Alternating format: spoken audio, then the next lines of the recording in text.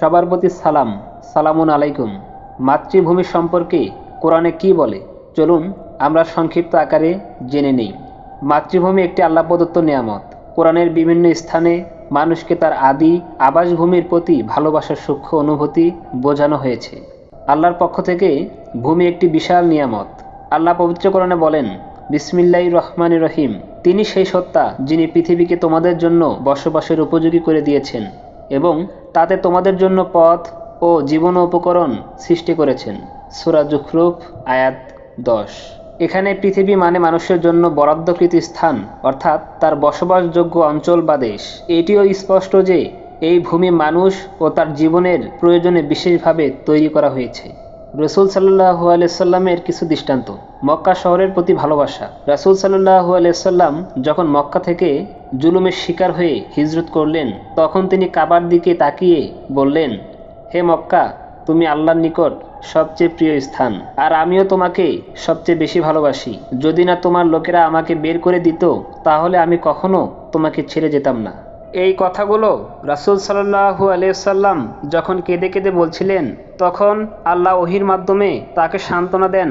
আল্লাহ পবিত্র কোরআনে বলেন, যিনি তোমার জন্য বিধিবদ্ধ করিয়াছেন দিন, তিনি অবশ্যই তোমাকে আবার ফিরিয়ে নিয়ে আসবেন নিজ জন্মভূমিতে।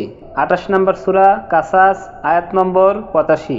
এই কথা থেকে বোঝা যায় মাতৃভূমি বা জন্মভূমির প্রতি ভালোবাসা মানব প্রকৃতির অন্তর্গত এবং রাসূল সাল্লাল্লাহু আলাইহি সাল্লাম নিজেও তা প্রকাশ করেছেন।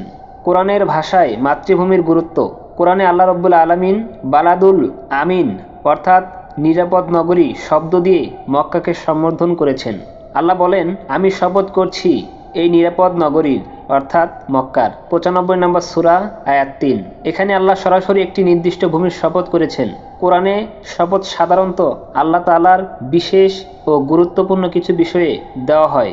এটি মাতৃভূমির গুরুত্ব এবং তা রক্ষা করার মাহাত্ম্য বোঝায়। ভূমি দখল বা কাউকে ভূমি থেকে বিতাড়িত করা কোরআনে একটি গর্হিত কাজ।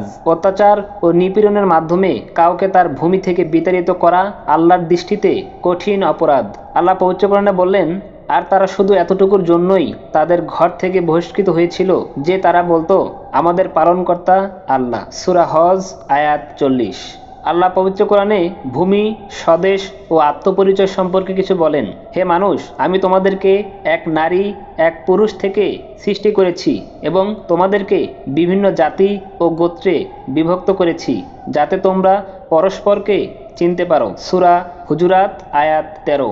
এই আয়াতে জাতি, গোত্র, পরিচয় ও ভৌগোলিক বৈচিত্র্যের স্বীকৃতি দেওয়া হয়েছে। স্বদেশ সেই পরিচয় ও সাংস্কৃতিক শিকড়ের গুরুত্বপূর্ণ অংশ। এ সম্পর্কে ইমাম গাজ্জালী রহমতুল্লাহি আলাইহি বলেছেন, মানুষের মধ্যে স্বভাবতই তার জন্মভূমির প্রতি একটা মহত্ববোধ থাকে। এটি অস্বাভাবিক কিছু নয়, বরং প্রশংসনীয় যদি তা সীমা লঙ্ঘন না করে। তাই আমরা বলতে পারি, ভূমি একটি আল্লাহর দান। নিজের জন্মভূমির প্রতি ভালোবাসা স্বাভাবিক ও রাসূলের সুন্নাহ। মাতৃভূমিকে রক্ষা ও তার নিরাপত্তা বজায় রাখা ধর্মীয় দৃষ্টিতেও গুরুত্বপূর্ণ। অন্যায়ভাবে কাউকে মাতৃভূমি থেকে উৎখাত করা কোরআনে গর্হিত অপরাধ।